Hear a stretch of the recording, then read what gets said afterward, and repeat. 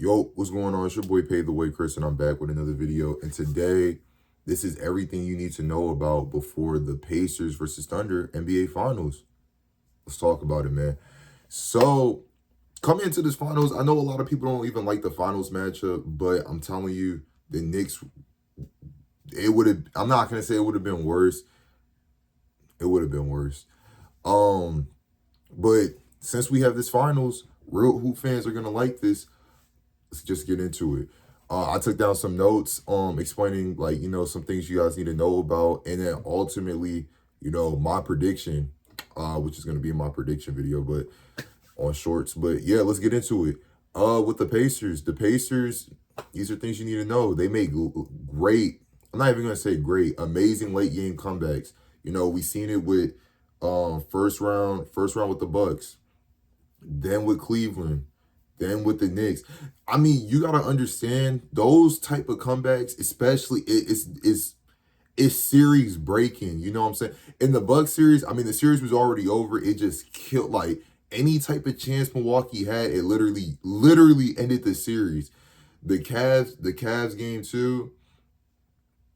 It was just gonna be hard to come back from. And when we clearly seen with the Knicks were good, but just not there yet because it was just.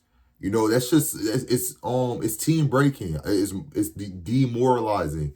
Any negative word you could think of with a comeback like that, and they've been great at executing it. It hasn't just been a one-time occurrence. It happened all 3 rounds they've been in the playoffs. I wouldn't be surprised if I seen it again versus the Thunder, but that is one thing to keep note of. They're great at that. Their full court press defense. They play amazing full court press defense, and I get their strategy behind it now. At first, I'm like, oh, because they, make comebacks at the end of the game. This is a reason for doing it so they could just start it early. But no, it's just to take time off the clock. As much time as you could take off the clock without the team running like an actual player scheme or offense. This is amazing because it's slowing the ball to come up court. And yeah, you're not getting an 8-second violation, but if you get lucky enough with, maybe like a poke steal or something like that, you force them to use the timeout, or you force an 8-second violation, or I mean, yeah, the shot clock's just running low, so they don't have the full 20 seconds because it takes like 4 seconds to bring the ball up court. So when you're slowing that down, you're ultimately slowing down their offense, which is another good thing that they do. Not all teams do that. They really just do that to star players, but I feel like the Pacers, I mean, they pretty much been full court pressing, like, I would say like almost every game. I don't know. They started doing it with the Knicks, and I started picking up on it and realizing it. So yeah, that's another thing to know.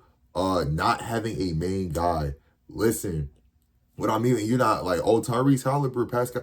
Listen, this Pacers team, they don't need Tyrese Halliburton to have a 30-point game in order to win. They don't need Pascal Siakam to have a 30-point game like to win. They just have a good team. And it goes into the next point, having a great rotation. They just have a good team and good rotation. They could all like you could have Tyrese Halliburton with a 10-point game, right? But as long as Siakam puts up 20, Miles Turner, which he could easily put up 20, Neesmith, and other guys, because they have a good group of guys, they don't need him to go off every single game. Yeah, it would be nice if Tyrese Halliburton goes off for 25 plus or 30 plus. They're likely to win the game, but they don't need him to do that, which gives them a better chance of overall winning the series. You don't need him to go off in order to win the series, which, I feel like that's a great plus to have on your team, and an amazing rotation. They have guys coming. They could just flip guys in and out, in and out, in and out. Toppin. Let me look at some of these guys, but we have Toppin. I'm not gonna say Thomas Brown. I mean, he's been playing good recently, but yeah, TJ McCollum is a backup point guard. Shepard, coming in playing defense too. Like, they have a good rotation, and you don't need Tyrese Halliburton in the game all the time. You don't even need Siakam and Miles Turner in the game at the same time either. So it's just like they have a good rotation, they have a good bench, and they can run small ball and still be effective grabbing rebounds. So that's just something to look out for. And then the last point to bring up with the Pacers, they've been shooting over 40%, or my fault, shooting exactly 40.1% from three this postseason. They got shooters. And I get Neesmith had a great game one. He didn't play the best throughout the series. I feel like he's gonna fix that coming into the finals. I get it. He like doesn't have a finals appearance or anything like that. I just believe he will, he will step up when it's time. But that doesn't mean I have the Pacers winning this series. But I'm saying like it should be a good series. It should be a good series. I think both teams match up very well versus each other. All 1 through 5 of their guys could both shoot. And yeah, I think it's gonna be a good series because of that. But that's all the Pacers points. Let's talk about OKC's points. I made a short covering this because I genuinely didn't think OKC was going to make the finals because, once again, I am a Lakers fan, and I just thought Luka and LeBron and the rotation JJ Redick had during the regular season was going to translate over to the postseason. Clearly, we couldn't beat Anthony Edwards. But going on to OKC, yeah, they are 29-1 versus the East. That should really be the only and main point because that is very dangerous. You got to think about it, right? It's an NBA Finals, first to four. First to four wins it all. And your record versus every team in that conference is 29-1. And you didn't even lose to this team. Your only loss is to the Cavs. And once again, you guys didn't even have main guys playing. Or I think y'all had like Jalen Williams at playing center. Or someone at center. You know what I'm saying? I don't even think Chat Holmgren didn't play or something. Like it was, and then it was still a close game. And then next time y'all played them, y'all blew them out. So it was just like almost on some like it wasn't even really a loss. It's like if y'all were healthy, y'all might have went 30-0 versus the East.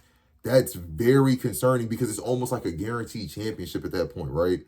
But like we just seen with the Knicks and Boston series, Boston was undefeated versus the Knicks throughout the entirety of the regular season, and then we come postseason and they won the series.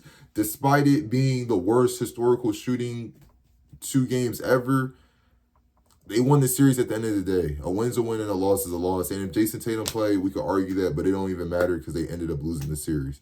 So that's really should be the only point with OKC, but it gets even deeper. That's why I have them winning in 5, but has the most opponent turnovers by a single team in a playoff run. I mean, this defense is just amazing. And it goes into the next point, fast break points. This team doesn't really even have to work too hard on offense because they're just gonna get a steal. Teams, I mean, especially the Timberwolves, just lazy passes.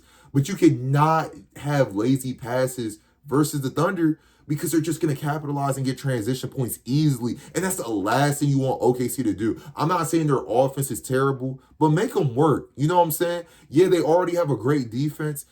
Don't allow transition points. Don't make the game easier on them. I hate when teams do that. Do not make the game easy. The turnovers lead into the fast break points, which is just so like, you got to like make them work a little bit. Make their finals run harder than what it already is. Like it's pretty much a cakewalk. You know what I'm saying? Make it a little bit harder. My next point is a misconception with SGA being a free throw merchant. I already kind of went over this. It's not really like I get it. Trust me, I get why he gets his calls. He's driving in at the rack. Like it makes sense. You know what I'm saying? If you shoot a bunch of threes, you're not likely to get like 3-point shot fouls because someone's probably just going to put a normal contest compared to when you drive. They're trying to block the ball and your body's going up at the rim. I mean, yeah, you're most likely to get calls. I think, once again, I made a video about this in my shorts. I think the problem with SGA is the type of calls he gets where they're not really fouls. Like, to be honest, some of the calls just aren't fouls. I just feel like the refs are kind of like, the refs need to be investigated. I'm really standing on that. Sometimes these refs need to be investigated in both sports, NBA and basketball. So, I mean, NFL and NBA, bro. I don't know. Yeah. Anyway, this is raw and cut. It don't even matter. Yeah. But, and then to the last point with OKC, Alex Caruso. He's a difference maker in himself. Every time he's on the court, I'm not gonna lie, I think he just wants to win the most out of anyone on the court. He just plays with so much heart, so much effort, and he doesn't even care if he leaves the game with 0 points. He's gonna leave an impact defensively, grabbing a rebound or doing something. He's gonna guard your best guy. Literally, if your best man is a center, he is gonna get physical at 185 pounds or 180 pounds, 6'5", 6'6". I don't even know how tall he is, or even 6'4". He is going to get physical. He wants to win more than anyone on the court, and I got to respect it. As a real hooper, I'm not even going to say as a real hooper, but as a guy that enjoys the sport and plays it on his free time, I do enjoy niggas that do like to win. And he's just one of those players where it's just like, it's just great watching him because it's just like he performs with so much effort. Not like on a Dennis Rodman where he has no type of offensive bag, but it's like his effort on the court, you know, just to do anything possible, just to contribute to the team and try to help them win. I love Alex Caruso, man. I'm mad the Lakers got rid of him or didn't keep him, whatever, bro. But it is what it is. But that's everything you need to know about the Pacers versus Thunder NBA Finals coming up. I got OKC in 5. I'm gonna be honest. I said 6 in my short video, which I'm dropping. Or if it already dropped, I don't know at this point with these videos colliding. But I said OKC in 5 for the simple fact, yeah, their record versus the East. They have an amazing defense, and they've been a proven 1 seed throughout the entire year. If the Pacers win the series, they prove me wrong. I'm just here for good basketball. Neither of these teams are my team. But if I had to make like a money bet, like if I had to put money on it, I got OKC in 5. I think they're gonna pack these boys up. And it's respect to the Indiana Pacers run, but I think it ends here, you know? I think it ends here. It's your boy Paved the Way, Chris. I haven't been upload. It's been like 4 days since I upload, but I'm not trying to upload every single day on YouTube because sometimes they don't be getting the numbers, sometimes they do. We're just gonna have to see. Probably just gonna post game recaps because the finals are spread out like 3 days apart. We post every day on shorts. If you like the content, comment down below. If you like it, like the video. And if you're new, subscribe. Why not? It's your boy Paved the Way, Chris. We're gonna continue with this content stuff, man. Can't wait for NFL season because that's when the videos are gonna be dropping like crazy. But let's see this NBA Finals. And I'm out.